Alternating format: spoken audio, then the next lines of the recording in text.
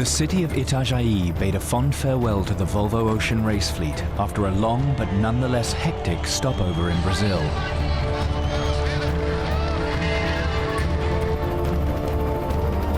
Against all the odds, all 5 boats that had arrived in Brazil assembled on the start line, thanks in no small part to the hard work of the shore crews who had labored around the clock to make vital repairs after the Southern Ocean leg.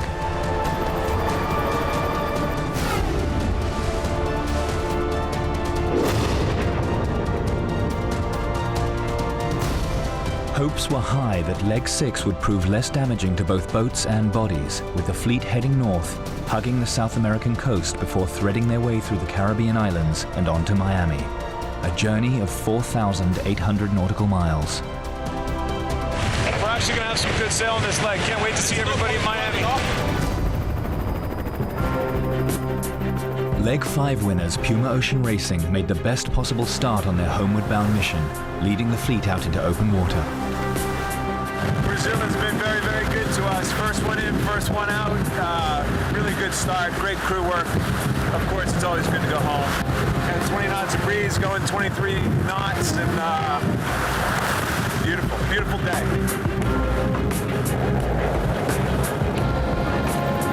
Shot out of this place pretty quick at the moment. We're doing about 22 knots. So the guys are all pretty happy and happy to keep going. Finally, on our way to Miami. Happy days.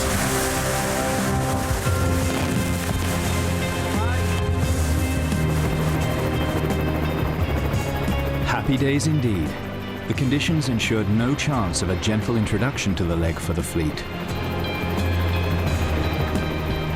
The first day of the leg was an interesting day because we started out with a lot of wind, and obviously tracing a more northern route was a very positive move in every sense. It was a faster angle for the boat and it would bring you closer to the mark. But it was also a risky move because we knew that the area of Cabo Frio is a difficult place. It's always a complicated area and you can be left there without much wind for a long time. Our time in Itajaí was spent purely for the sailing team, just trying to get our head around, ready to get back in the game for import racing. Our leg preparation wasn't as good as it should be. You know, we've got a great weather team and they provide us with a good road book as such. We had to do a lot of reading as the race started. Now this is all prep work we do in the 10 days before. We kind of, I guess, just bulldozed through it and almost like ignored how under-prepared we were. We had to. There's no other. You know, you just couldn't go around saying, "Oh, we're not in good shape here." Can't do that.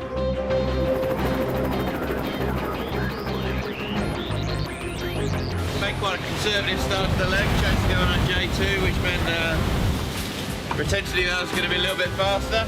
But now we got offshore, we got 20 plus knots, going pretty well. So sort of our jib choice at the start, although it looked wrong, is the right one now. So we're going nicely. Managed to slip past Camper and standing higher than Puma right now, but she's not going forward on us too quickly. So we're reasonably happy. Just got to keep plowing away and things will get lighter as we get down the track.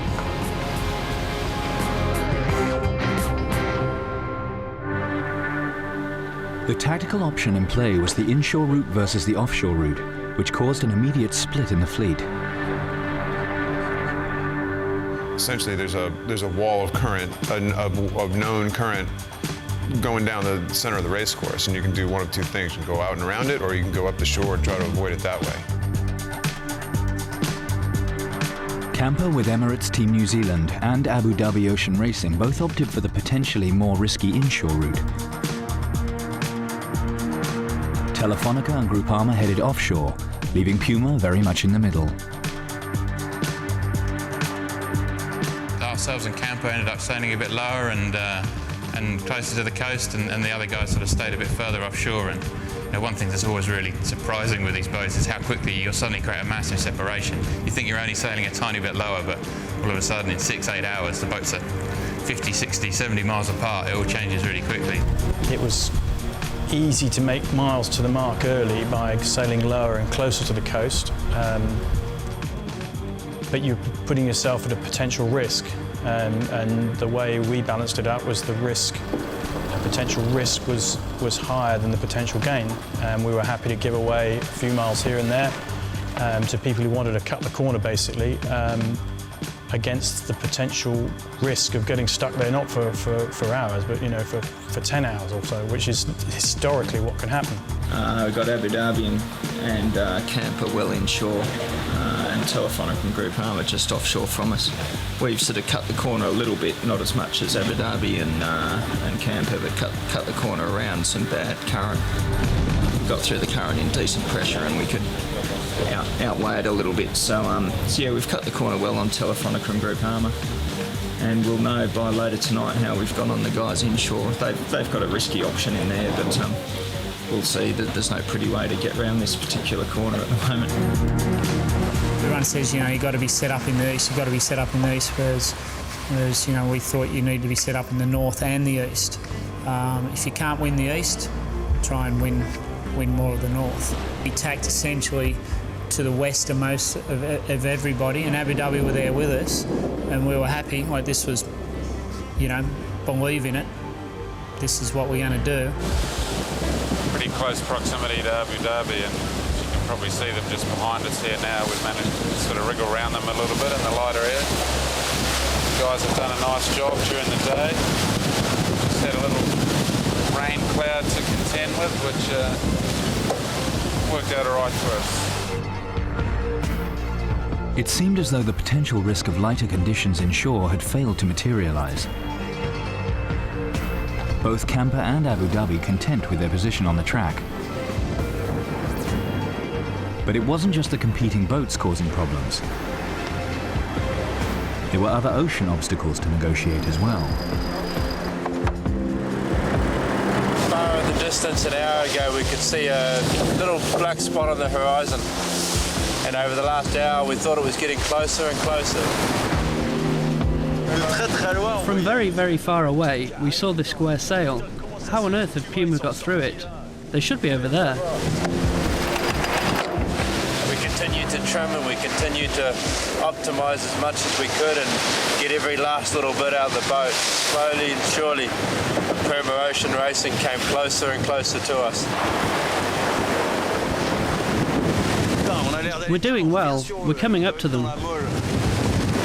They must have no wind, and from here it looks a bit less like Puma. The thing we're aiming for and thought was Puma and thought we were gaining on is actually a stationary oil rig at the coast of South America here. So now we feel a little bit dejected for all our work for the last hour.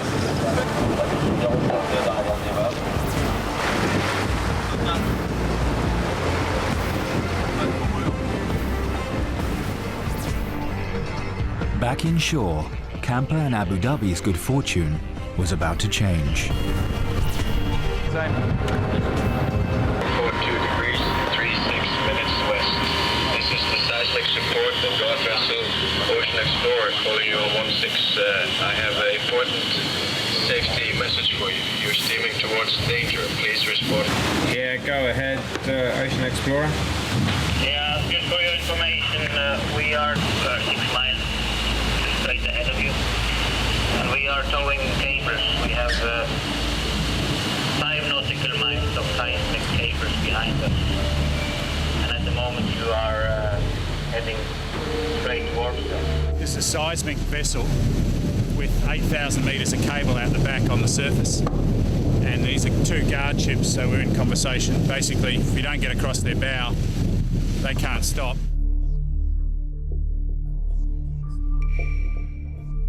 Unable to cross Ocean Explorer's bow, the inshore boats had no choice but to detour significantly from their preferred route in order to avoid the vessel and its trailing equipment.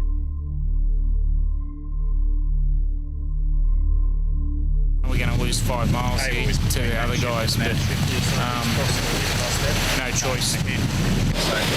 Really infuriating. We just spent hours trying to hold our height, trying to keep off the Camper, and now here we are reaching back down exactly where we don't want to go. So it's going to cost us probably 5 miles, maybe more.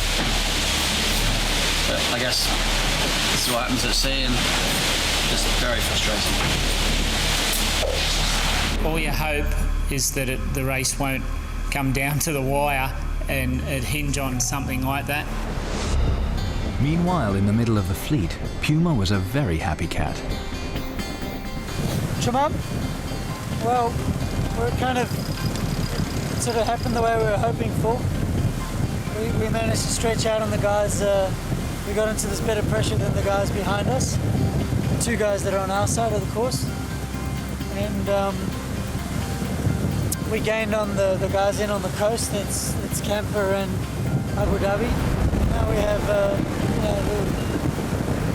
little lead coming into this next ridge. We're essentially in the southeast trades, which will take us up to the top corner of Brazil. And essentially, or historically in this leg, it's sort of a rich get richer in that case. It's kind of what we're hoping for, but obviously there's a lot of sailing to be done between now and then. The middle of the road position worked. Tommy was adamant that we could cut the corner, that we didn't want to be inshore. We thought that was very risky. And we thought we could cut the corner on the outside guys. He had some good current data there that showed maybe a little less current than everybody was expecting, and also a little closer to shore than people were expecting. And we had a couple hours of a knot and a half against, and we actually won that sked. So Tommy's homework was invaluable, cutting the corner there. Further offshore, there was a submarine investigation in progress on Groupama, the crew mystified by their apparent lack of speed.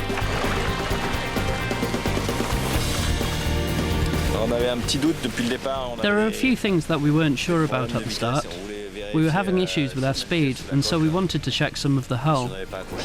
We didn't find anything untoward when we had a little look at the underside of the boat. There's nothing wrong. We just found a little fishing rope around the keel. It would slow us down, and that's probably why we lost ground to the other guys. It's a good excuse. Now we have one. Further inshore, the camper crew was enjoying the spectacle of some unexpected visitors frolicking around their boat. It's very cool.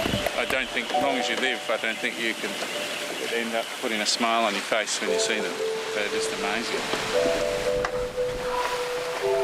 Normally it's good luck to have dolphins swim around your boat and follow you for a little while, so let's hope that works out for us. But it appeared that King Neptune didn't share Tony Ray's optimism as far as good luck charms were concerned.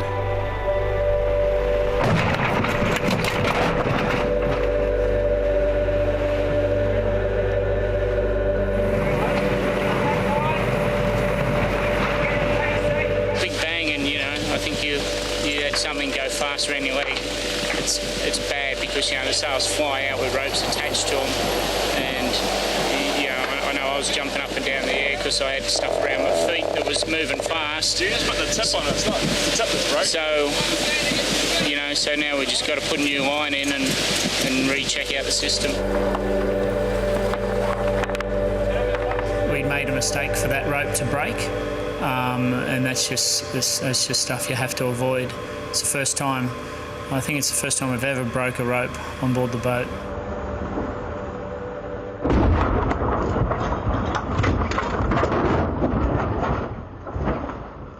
This was a mistake, and it's the old story. It won't happen again, but you don't want it to happen the first time. Luckily for Camper, no permanent damage done. By now the fleet had converged offshore, but was heading towards a low-pressure system and beginning to slow down.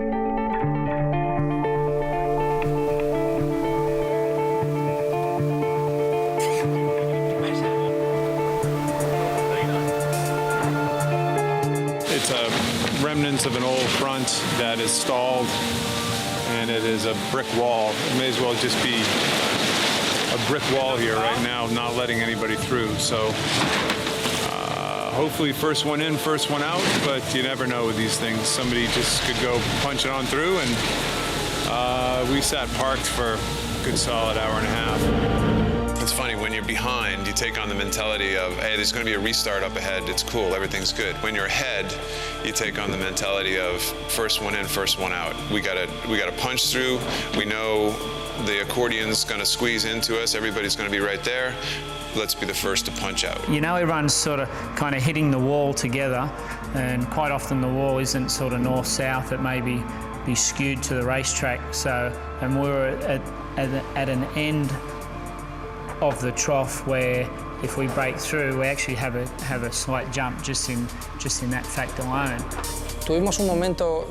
We had a time there without much wind. It changed a lot. From there we went to a more stable wind. The further north we went, the more wind, so the distances could increase. At that moment in time, our main priority was not to lose the leg. A similar thing happened around Cabo Frio. There was an option there where we could gain a lot of ground, but equally we could also lose a lot of ground. So we always knew that the wise choice was not to gamble and lose miles. You have to kind of manage the expectations on the boat because you work so hard for a lead, and then all of a sudden you just see it evaporate literally in a matter of hours. All this hard work. It's easy to get down as a team, and so I think I had to have my pom-poms on probably more in this leg, kind of cheerleading, like, boys, first in, first out, we're going to be fine. We got to just let's get through this thing. Puma had lost some valuable miles, but having been first into the light winds, they were indeed first out. Slowly trying to climb here, boys.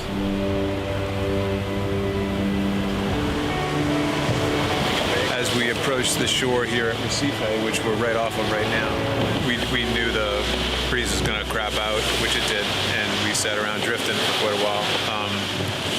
So our 20-mile lead on Camper and our 30-mile lead on Telefonica evaporated to about 8 yesterday, I think was at its closest point, and today, this morning, we've gotten back out to 11, and so we had a good night. Still sailing the boat quite well. I think we're very competitive right now in these conditions. It's been a bit of fleet compression overnight. You can see Telefonica just here and we can see Puma just there, so it's all closing up, and then going to be another tight day of racing today. We had very good sailing conditions in the northern part of Brazil, with a fantastic wind. The current was strong and going our way, which is always nice. And in those conditions, our boat always responds very well. So everything was good. We were able to cover all of the Brazilian coast, and we were moving quickly towards the area of the more stable winds. In between the two was a sort of transition where we'd need to take up a good position to head into the zone where it would get tougher, and then make it through to the trade winds of the northern hemisphere.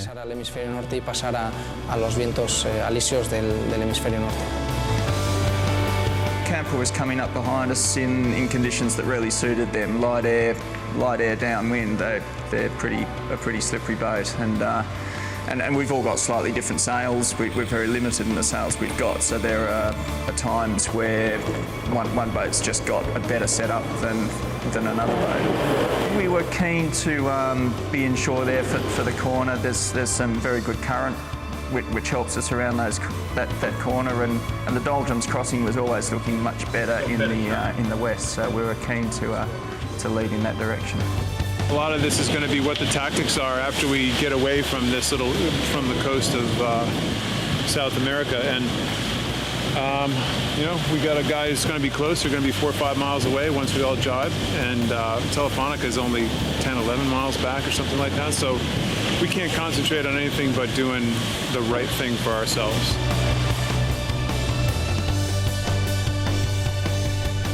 That concentration paid off. As the leading 3 boats rounded the corner, Puma, the most westerly, was clearly in the lead ahead of both Camper and Telefonica. Groupama and Abu Dhabi were in danger of losing touch. Everything we had read and worked on, kept us away from that corner, and to put it simple, we were wrong. Puma went very close to the corner, had a breeze acceleration and put miles on us. And we actually dropped a few miles. We were going really nicely. I guess as the leg of a hole, if there was a little area I'd like to redo again, that would be it.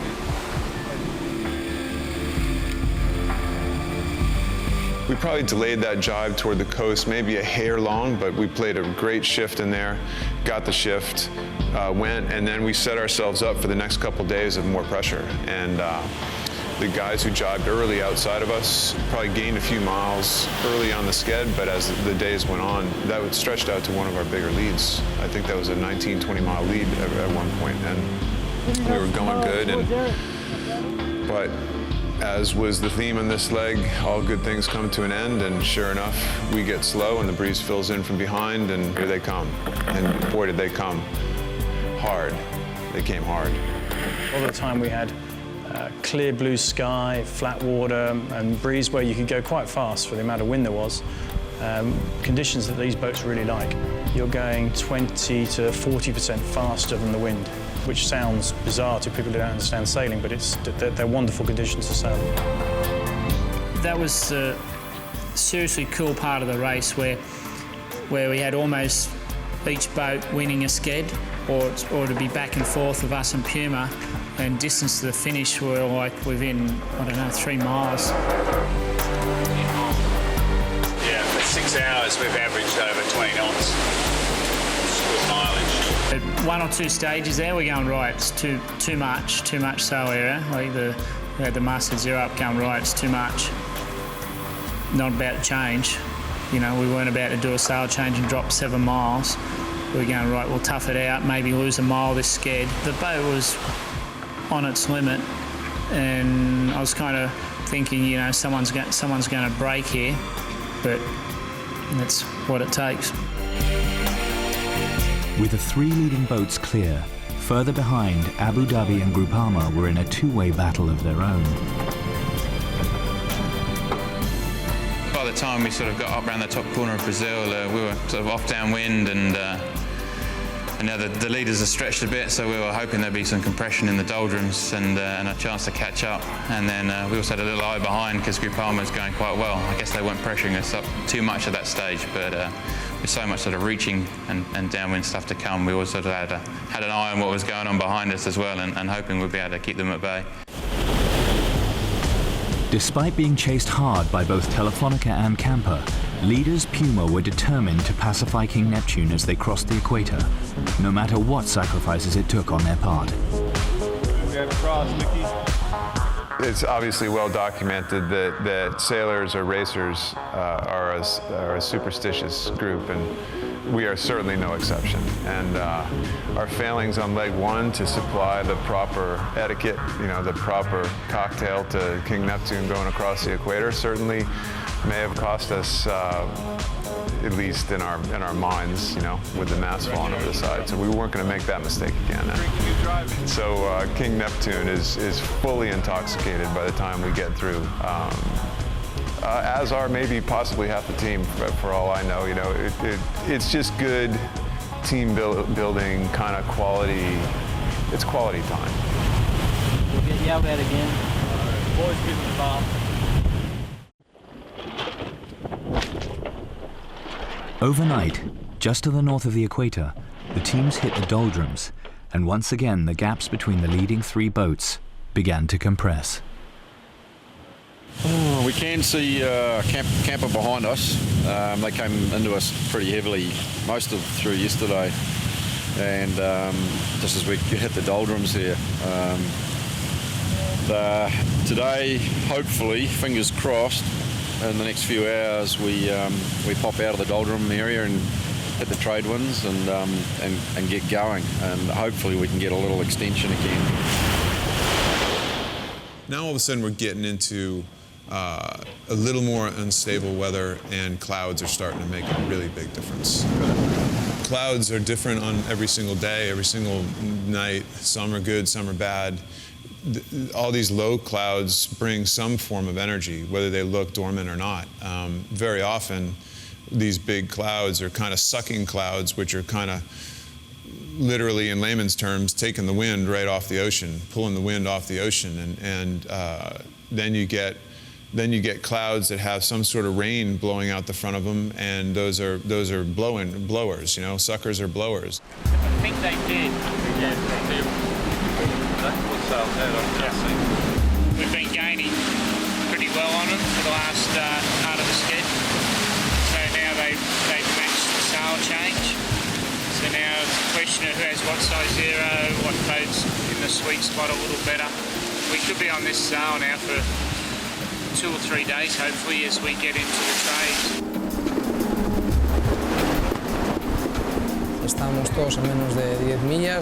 The 3 boats could see each other, and we knew that could be the place where the winner of the leg might be decided.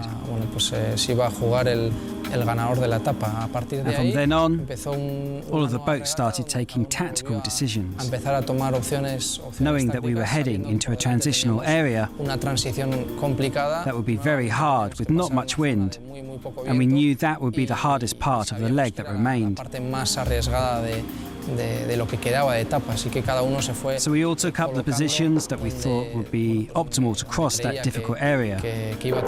Once we got there were very strong clouds that made the sailing very complicated for all of us.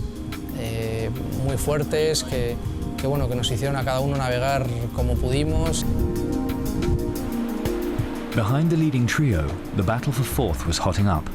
As Abu Dhabi sailed into the doldrums, Groupama was making up ground fast on the Emirati boat. 120 miles can seem like quite a big distance and quite a comfortable lead, but Groupama's another very quick boat and very quick reaching, and I guess we always knew that she was going to be quite strong in those sort of moderate conditions. So although 120 miles seems like a lot, if they chip away a couple of miles every sked, it starts to add up quite quickly. We're still in the doldrums. We're now in the northern hemisphere. 300 miles this way is Brazil. 12 miles over here is Abu Dhabi. The rest of the fleet is sort of straight ahead, about 80 miles or 70 miles. Back at the front of the fleet, Puma was the first to exit the doldrums. Yet again, the Americans' first in, first out mantra appeared to be doing the trick. Finally got some good trade wind conditions after the never-ending doldrums crossing. So we're blasting past all the Windward Islands right now. Barbados soon. Small trim. And we've got Telefonica and Camper in our sights. They're just behind us, so it's a good close race.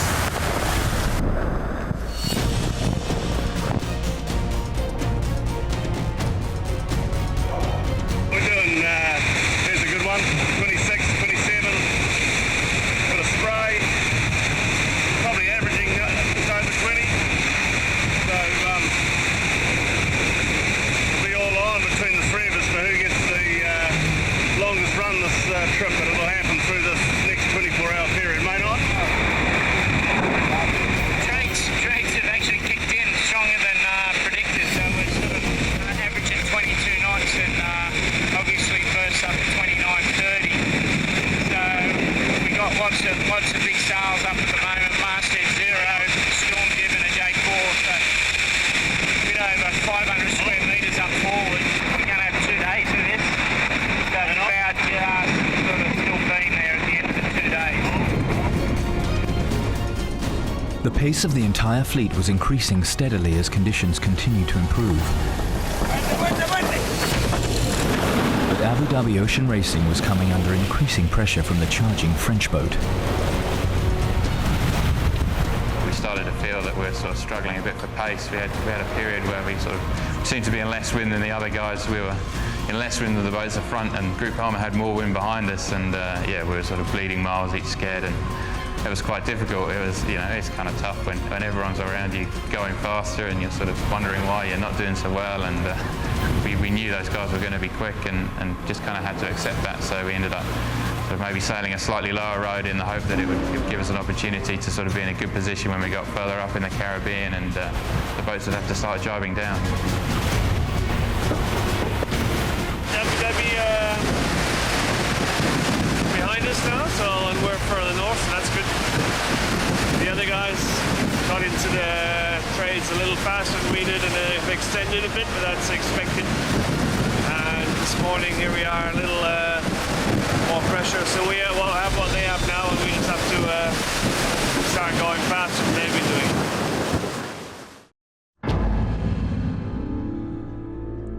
As the leaders passed the island of Guadeloupe, the next big tactical decision was exactly when to make the turn to the west and begin passage through the Caribbean islands. Very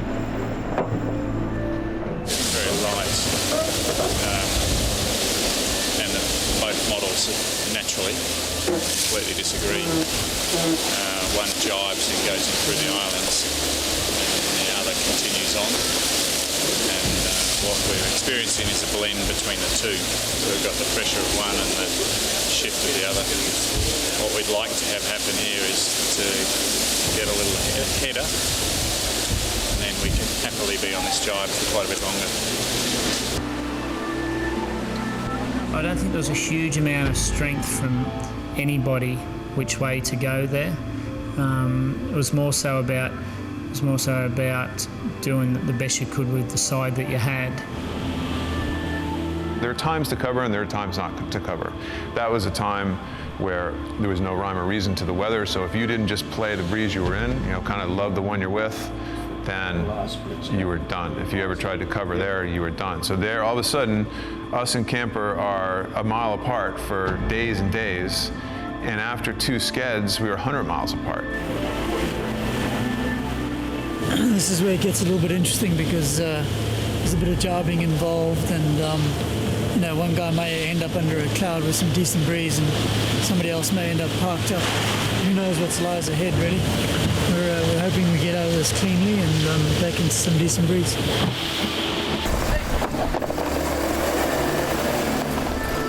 I personally believe that what Puma, ourselves and camper probably did was take the situation we had at the time and did what we did best with what we had, and it just forced a split. Competition was hotting up, and so were the boats as the relentless Caribbean heat punished the sailors. There's the most incredible heat and humidity, and so even doing the smallest task is really hard work. We need around 10 minutes of fresh air outside to catch our breath. It's impossible to get to sleep when we have to put the bedding next to the bayonet.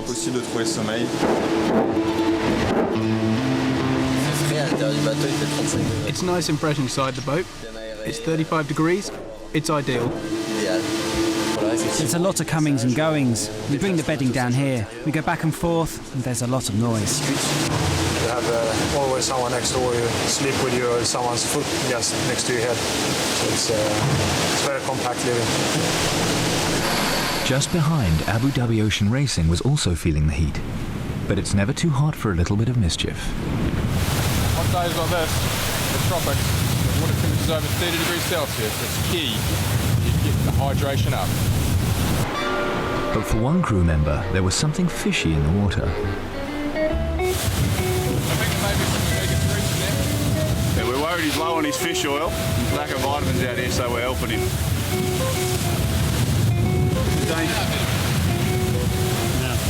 This is a dangerous game. On the way home from Hobart, after an ill-fated trip on Nicorette, Cedric and Knocker had both been out for the evening, and then on the next morning, Knocker filled up Cedric's sea boots with prawn heads and left them in the sun for him. So see if he likes his medicine. Cedric's been trying for years to get him. Come on, with a water point.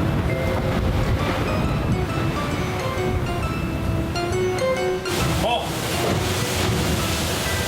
Oh! Look at that.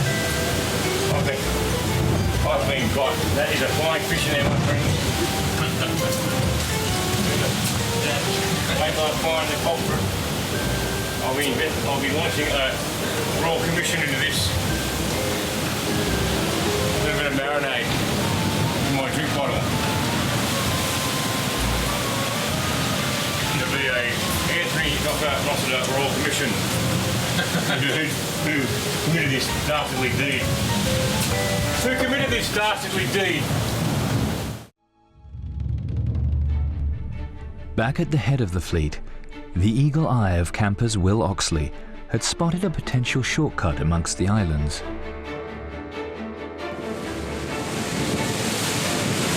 Obviously we're trying to sail the shortest distance possible. There's a little gap between Anguilla and Scrub Island that's about 300 metres wide, about 6 metres deep. And so we're going to go through it. We always need to be a bit careful. Doing 18 knots into shallow water, 300 metre cap, you don't have much room for error. Check out the bottom.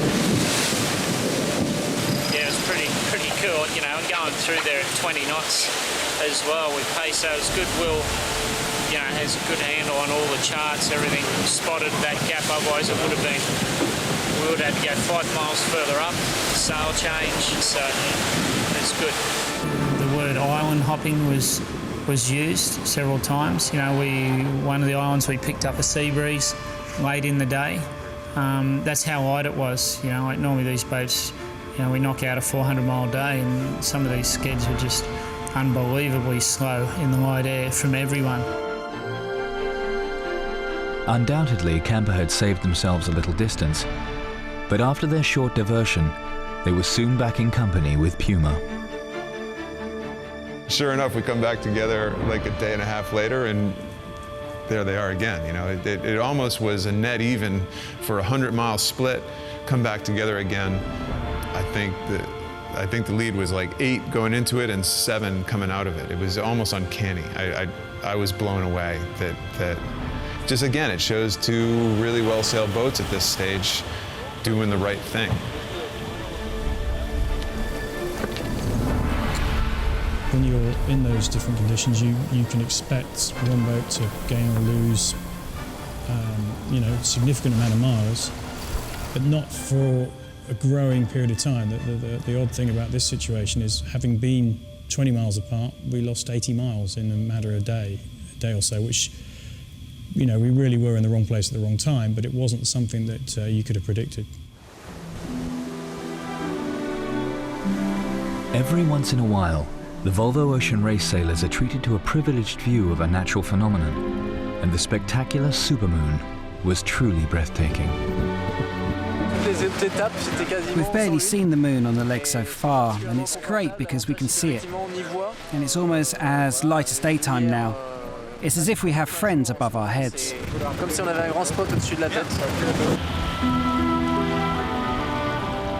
Hamish, of course, he'd given us the heads up, what's going on here with the moon, and it's just like as if we didn't work that out. It's pretty bright out here every night time. We could read a book. I asked the guys on deck at about 2 in the morning, hey, you guys need your sunglasses? Because it was bright. It was fantastic. But then all of a sudden you start thinking ahead, like, in 2 weeks, oh, that's right, we're going to be going into we're going to be going off into the North Atlantic in pitch black nights, probably with big waves. So, of all times to have a moon like that, we probably didn't need it because it was just nice flat water, easy sailing. It's when the waves are big and the breeze is on that you love to have that stuff, because you can see the waves better at night and you can see puffs on the water. You know? We're trying to work out what it's called when you have a full moon and sun in the sky. That's it. What is it called, Emma? Not sure. Amazing. Amazing. As the fleet weaved its way through the Caribbean, Puma held their lead with Camper and Telefonica still neck and neck as conditions around the islands became much more fluky.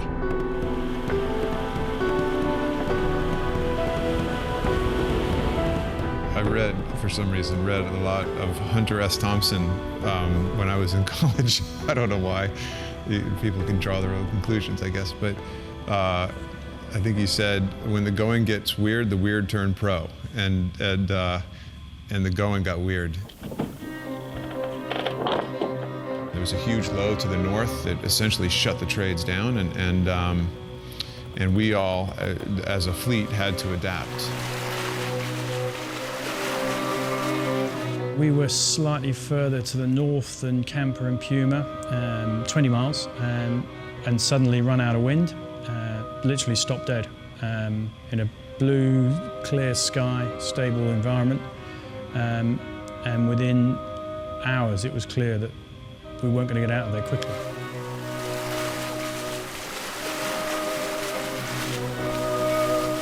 the guys behind had rather cleverly taken the opportunity to see what was happening and made a big move to the south, and were making massive gains, and it was clear they were going to catch up the 80 to 100 miles that they were behind and possibly overtake us. Palmer took the low road and went down beneath the Turks and Caicos Islands, and thinking that we wouldn't be able to match them in terms of speed, just following behind them, we decided to take the high road. Unfortunately for us, that didn't work out so well, and actually Group Palmer did a really nice job down there and made big inroads into Telly. We went south of the Turks and Caicos. It was windier because it was farther from the high pressure system. Also, a bit of split 2 days ago allowed us to go south of the Turks and Caicos. Windier equals faster. Faster equals overtaking. Equals catching up on the leaders.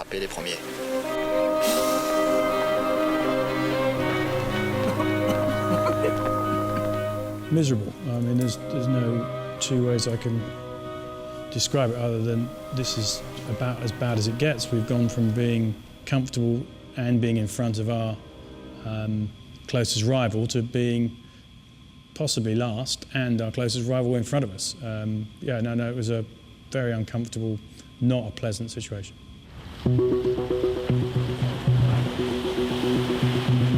We're in kind of that final anticipated phase of very, very little wind. A high is trying to form right here, right where we are, right just to this side of the Bahamas. And unfortunately, we have to go through the Bahamas. There's several marks of the course to get through there. Come daylight this morning, we got Puma just in front of us.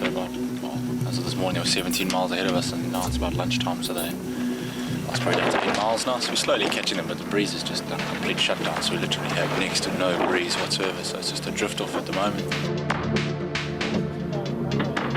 The trick is just to sort of keep the boat moving as much as we can. We lost sight of camper this morning as well, which is, I think, is a good thing. Which means we put some more miles back on them.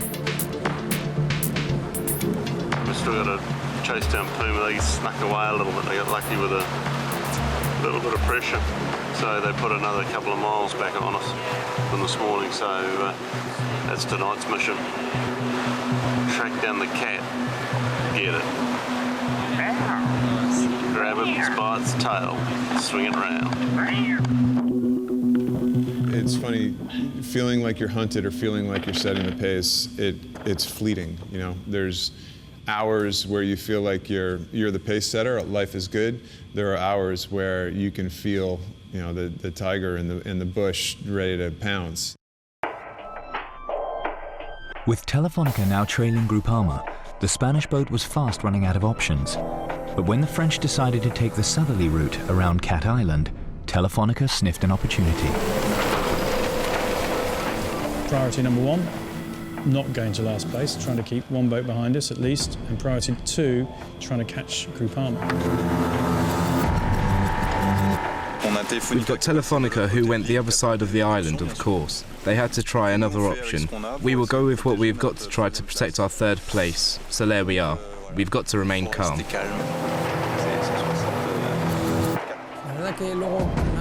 Once we were sailing with Groupama, we didn't have many opportunities to overtake them. The more realistic chance was when we sailed outside the islands and they sailed inside of them. At that moment we did well. We had a good wind and we were very close to them, but we weren't able to overtake them. We were very close and there weren't many miles left to Miami. So the plan worked very well, but we were at a distance where you can see the boats already. And once you're among the other boats and you're in the same wind, it's really difficult to overtake someone, compared to being further away and in a different wind.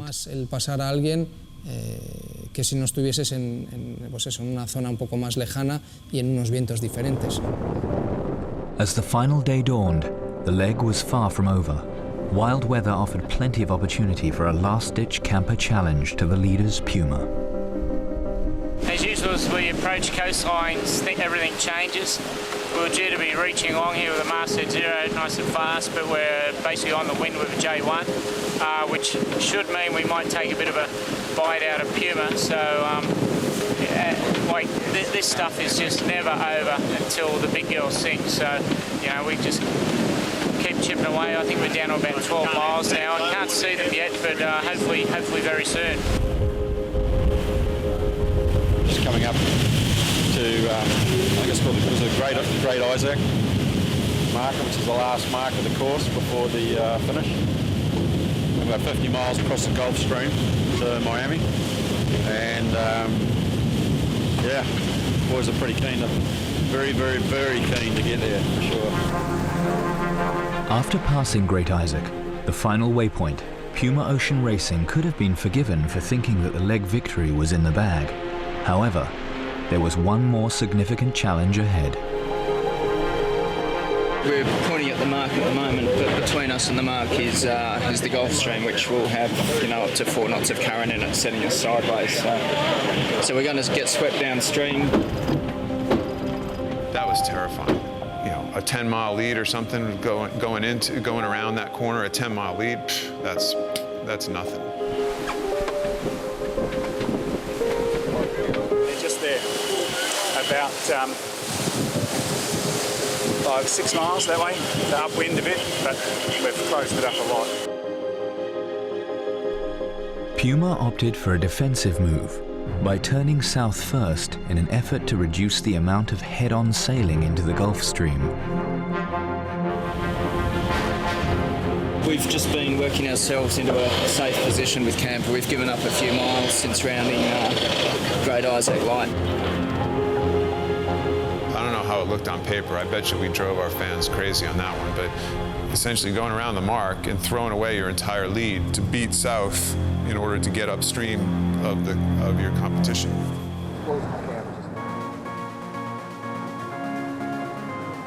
There was a huge thunderstorm cell to the north, but we started getting lifted to the inside as we hoped.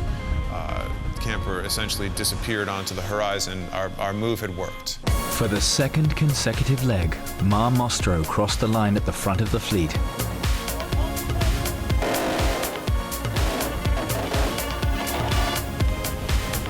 Victory and an invaluable 30 points for the American team. When you show up in your hometown, and it's something that I'm going to remember for the rest of my sailing career. It was something that is special, and you don't get to do that very often. You don't get to have these special moments in any sports, and that was a special moment for all of us. I mean, this is big. This is huge for us. We kind of feel like we're back in the regatta again, you know, and we needed something like this to happen. The way this is kind of stacking up.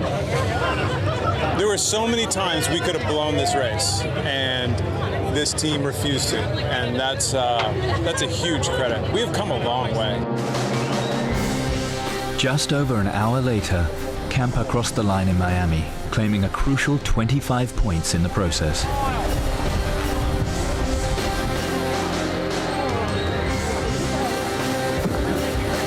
To bounce back like that after the month we had, you know, we had one day off in Itajaí and went back to work. It's good. It's a good sign. You can see that the front end of this fleet's getting tighter and tighter as we go into Europe, and you know, you see different teams with different momentum at different times. So I think it all spells for a good finish in Galway. The final podium position was claimed 5 hours later when Groupama crossed for third place in leg 6. Just over 30 minutes later, Team Telefonica followed the French boat in.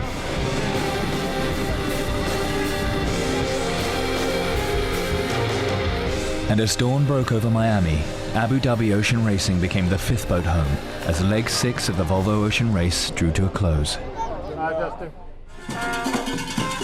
It was party time in Miami at the conclusion of a leg that has blown the competition wide open once again. Just 17 points separate the 4 leading boats in the fleet.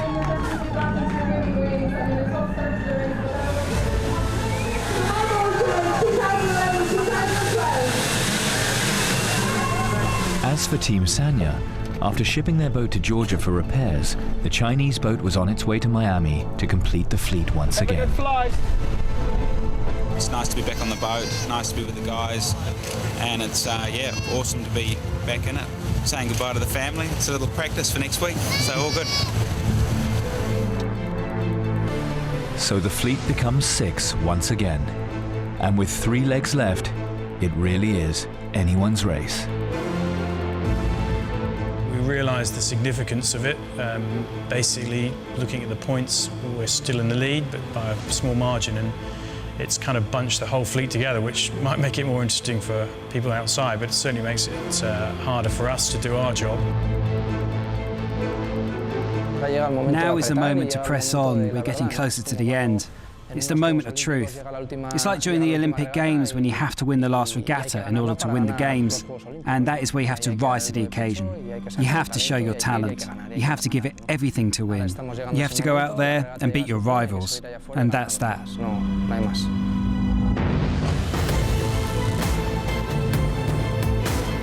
I honestly thought it always was going to be anybody's race. You know, Telefonica had an amazing run early on with conditions I think that are kind of right up their alley. Looking forward to this transatlantic. You know, you might see some good hard running conditions where the boats and crew get tested to the limit again, like what we saw us stumbling on week 5. And I don't think we'll stumble again on it. So why not us? Why not be the first boat to not finish a leg and win this race? There's enough points on the board. We're the hunter. It's a good thing at this point. We're still the hunter, so that's fun.